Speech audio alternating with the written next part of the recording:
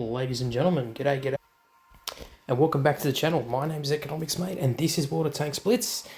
And, yeah, not sure why, but let me just get this screenshot real quick.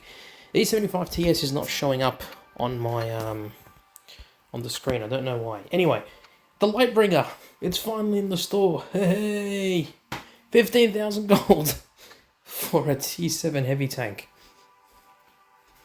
Awesome. Fantastic. The price of a freaking T10 tank, and you get yourself a T7 of sorts. Why would you even bother purchasing this thing? It's not like it's an amazing tank, broken beyond belief. It's not. It's just a good T7 that hasn't been sold yet.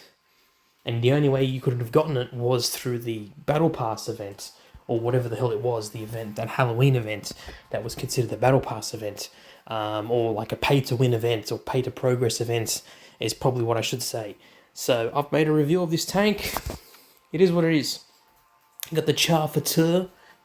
Sounds a lot like the Paten song, but I'm not going to go into that. But yeah, the Char Futur 4, 10,000 gold, the E75 TS, 7,500 gold, the T26 E5 Sheriff, which is what the legendary camouflage is for this tank. Let's go through the Char Futur first. Interesting tank, T9, medium French tank. Basically no armor whatsoever. You've got adaptive concealment. Yeah, you got 70 on the front of the turret, 60 on the front of the hull, but I mean, what are you bouncing? Like, they're going to pen you all day long.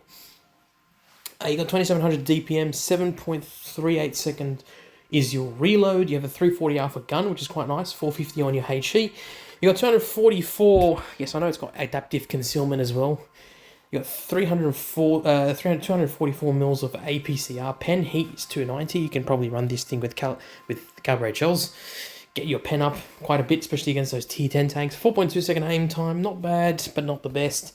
And 3.16 dispersion, very, very nice indeed, actually, with dispersion. 7 degrees of gun depression, and 60 kilometers per hour speed limit, which is very, very nice indeed. It's a very, very zippy tank. But the average speed is 36 kilometers per hour, which begs the question, this does not have the best terrain resistance stats, as you can see right there. Now, usually, or as well, the horsepower per ton, I guess, is probably another big factor in its mobility. So, yeah. There you go. There's the Char Futur. Is it worth 10,000 gold? No. Absolutely not. Wait for this thing to be as cheap as possible. E75 TS, here we go. This is a nice tank. This is a very nice tank. I remember when this tank was first released, it was in a event that you basically had to grind. Like, you had to grind, and I mean properly grind in order to get this tank. And many people did. You can get it. You couldn't have gotten it for free if you grinded your life out. Pretty much. It's a good tank. It's very nice. I prefer this over the Lurva, for sure. It's got 235 mils on the front of the turret. It's got 120 on the sides, quite nicely armored. 150 on the front of the hull, but it's nicely well angled. I prefer this over the Lurva. I just feel like it's a better tank compared to the Lurva. 2100. Basically 2200 DPM at this point, 8.47 second reload, 215 mils of AP pen, your APCR is 265, 60 on your HE, you got 310 alpha, and 420 is your high explosive. This isn't a 10, it's a 105, but it does 310 alpha instead of 350, so it's a bit wonky there, not sure what's going on. 4.3 second aim time, not bad, but not the best. And 0.336 dispersion, which is actually quite nice, quite good gun handling. 10 degrees of gun depression is very, very nice indeed, which means you can utilize the tank's full potential and armor with that gun depression. 38 kilometers per hour is your top speed with an average of 22 kilometers per hour. Is it worth 7,500 gold? Probably not, because they've sold this tank multiple times.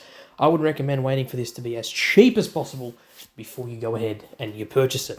Now, the T26 E5. This is an interesting one. It's basically, in my opinion, a T8 Pershing. It's what it is. It plays... Oh, excuse me, sorry, I've had a really long day. I just came back from watching the bloody Minecraft movie with the kids. Trust me, I didn't go to the movies myself to go watch the movie. I never really played Minecraft because it was past my childhood time. Like, I was already a teenager when that game came out, so I wasn't really interested in Minecraft. So yeah, don't hate me. I literally just went for the kids. They enjoyed it, to say the least. Okay. Anyway, this is like a tier 8. Sorry, I say tier 8 Pershing. The Pershing is a tier 8 tank. It's a heavy Pershing. That's what it is. It's literally a Pershing, but in heavy tank form. I actually prefer playing this over the Pershing. I think this is a nice tank in general. It's 191 mils on the front of the turret, 152 mils on the front of the hull, 102 on the side of the turret, and 127 on the rear. It's nice. 2200 DPM. It's basically a more mobile T32. Now, keep in mind, the T32 is actually a very underrated heavy tank. I quite like it. This is interesting. 6.52 second reload, 221 mils of APCR pen. Heat is 265, so you can run this thing with cabaret shells, which is great. 240 is your alpha. It's a 90mm gun, so you're not going to dish out a lot of damage. And 270 is your high explosive damage. 4-second aim time, not bad. 0.326 dispersion, pretty good in terms of gun handling. 10 degrees gun depression. It's quite nice. You can play this thing as a pseudo medium tank and you'll perform pretty damn well. 40 kilometers per hour speed limit, very nice indeed. Is it worth 7,500 gold? No. Just wait for this thing to be as cheap as possible. They've sold this thing quite a few times, so just wait. Be patient. Patience is a virtue. Surprise, surprise, the Lightbringer. I've made a video on this tank when it first came out. It's a T7 hybrid nation tank. It's a Halloween tank. Is it good? It's okay. It's not bad. 162 mils on the front of the turret, 100 on the hull, on the front, 1900 damage per minute, or just under 2000 damage per minute, 8.15 second reload, 170 mils of AP pen, heat is 220, so not exactly the best penetration at T7. I mean, it's good, it's average pen. 270 is your alpha, 230 is your premium, and 340 is your HE. 4.8 second aim time, it's okay, it's not bad, and 0.336 dispersion, so it's kind of accurate, but not really, it's a bit accurate. 6 degrees of gun depression only though, so it's going to suffer a bit there on a ridgeline, and a 33 km/h speed limit. Is this tank worth 15,000 gold? Hell no. Hell no. Just like that guy that does the, the food hacks and whatnot. Hell no! Yeah, no, it's not worth it. I don't know who's paying 15,000 gold to purchase this thing.